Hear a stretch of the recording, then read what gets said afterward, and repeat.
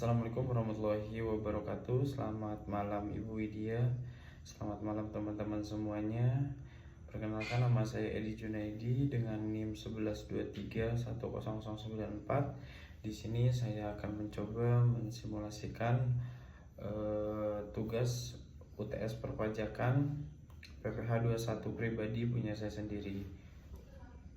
Oke, selanjutnya kita masuk ke akun Cortex.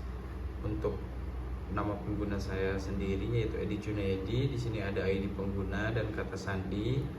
Lalu kita mengisi captcha.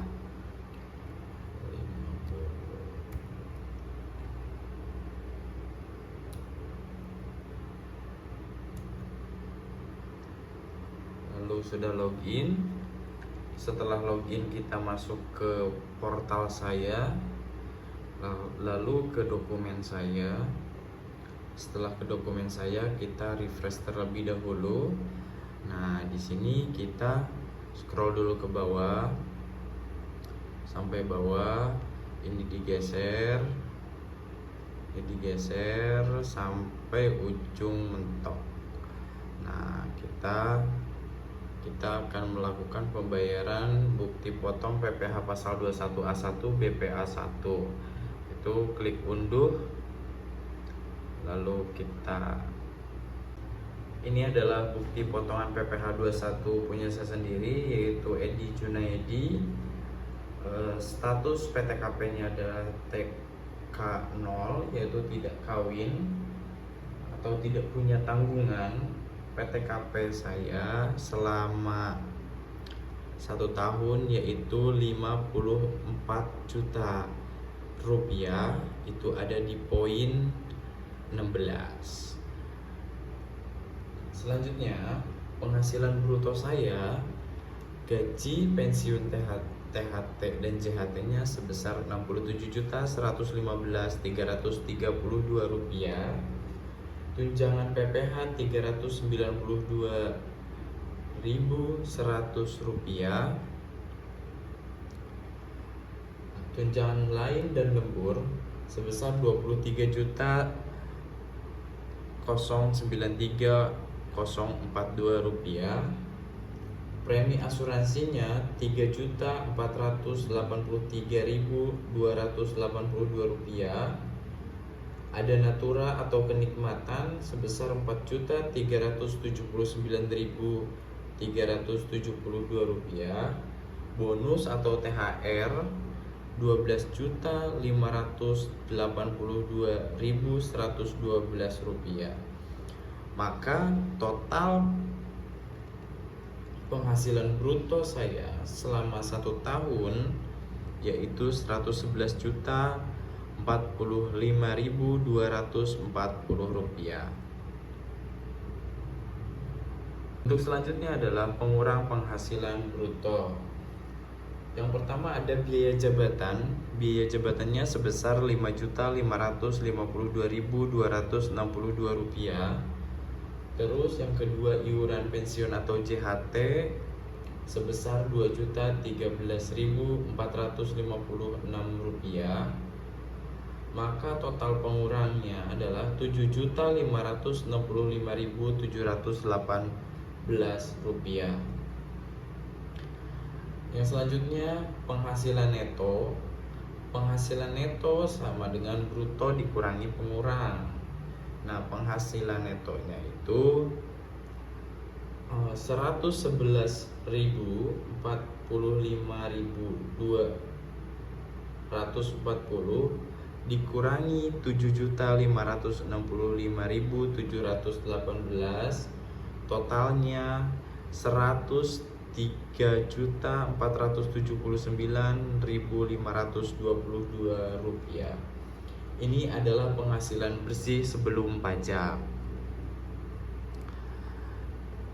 Yang selanjutnya yaitu penghasilan kena pajak. Penghasilan kena pajak rumusnya yaitu adalah PKP penghasilan neto dikurangi PTKP. Nah, di sini PKP-nya adalah 103.479.522 479.522 rupiah dikurangi 54 juta rupiah sama dengan 49.479.000 rupiah. Maka dapat dibulatkan menjadi 49.479.000 rupiah. Ini yang dikenakan pajak. Yang selanjutnya adalah perhitungan PPh pasal 21. PKP masuk lapisan tarif. Yang pertama 0 sampai 60 juta itu tarifnya 5%. Di mana rumus PPh 5% kali PKP. 5% kali 49.479.000, maka didapat 2.473.950 rupiah. Ini pajak yang harus dibayar dalam setahun. Yang selanjutnya adalah pajak yang dipotong atau PPh terutang sebesar 2.473.950. Pajak yang sudah dipotong oleh perusahaan yaitu 2.770.312 rupiah. Maka di sini status pajaknya adalah lebih bayar. Maka di sini ada selisih dari 2.473.950 dikurangi 2.770.312 rupiah. Hasilnya adalah minus 296.362 rupiah. Artinya saya telah kelebihan bayar pajak.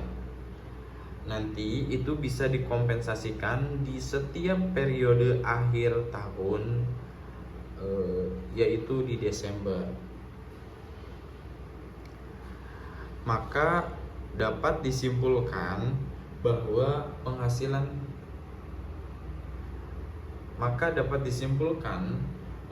tahunan saya itu 111 juta. Penghasilan kena pajak saya yaitu 49,4 juta. Pajak terutangnya adalah 2,47 juta. Pajak dipotongnya adalah 2,77 juta.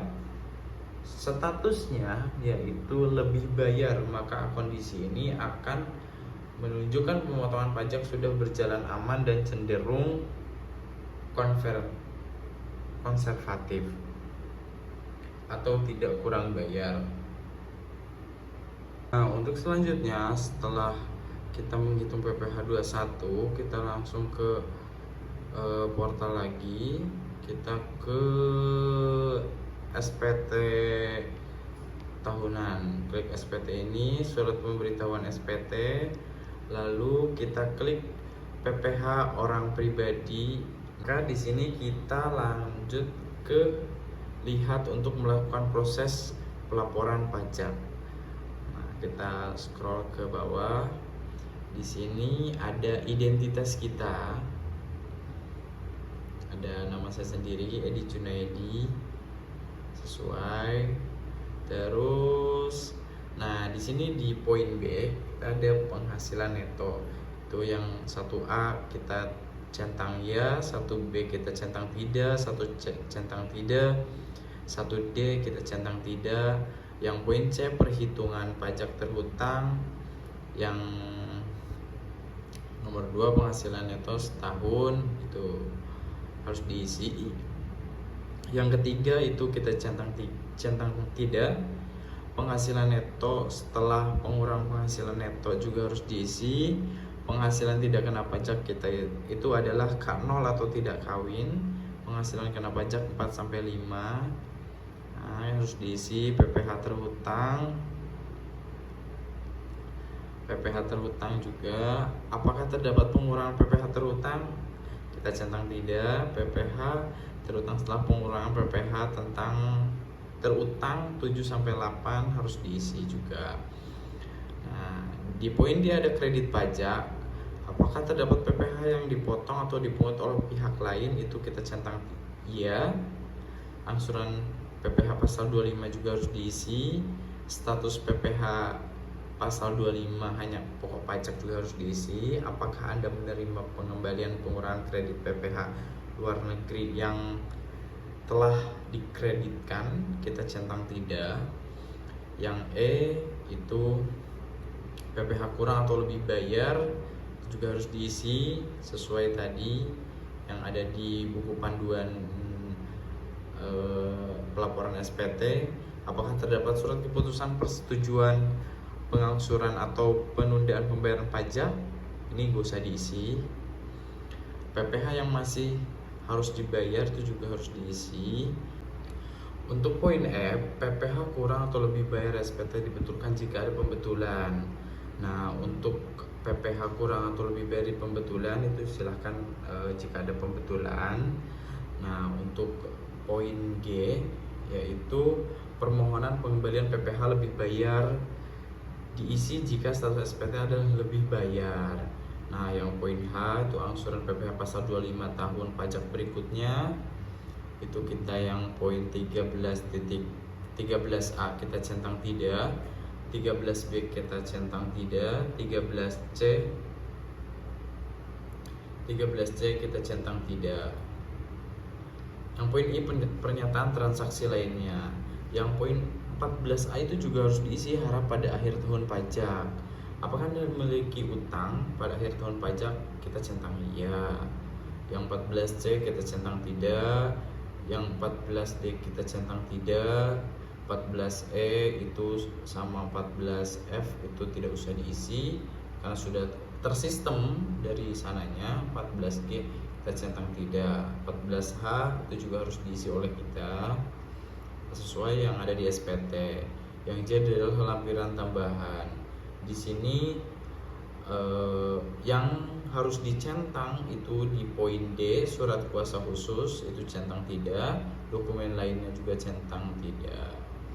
Nah, maka di poin ke itu pernyataan, kalau sudah semuanya telah diisi, itu akan status SPT-nya akan nihil. Nah, selanjutnya centang dengan menyadari sepenuhnya akan segala akibatnya termasuk sanksi-sanksi sesuai dengan ketentuan perundang-undangan yang berlaku. Saya menyatakan bahwa apa yang telah saya beritahukan di atas beserta lampirannya adalah benar, lengkap, dan jelas. Setelah itu simpan konsep dan bayar lapor. Ini sudah. Mungkin itu saja yang dapat saya jelaskan. Kurang dalamnya saya mohon maaf. Terima kasih. Assalamualaikum warahmatullahi wabarakatuh.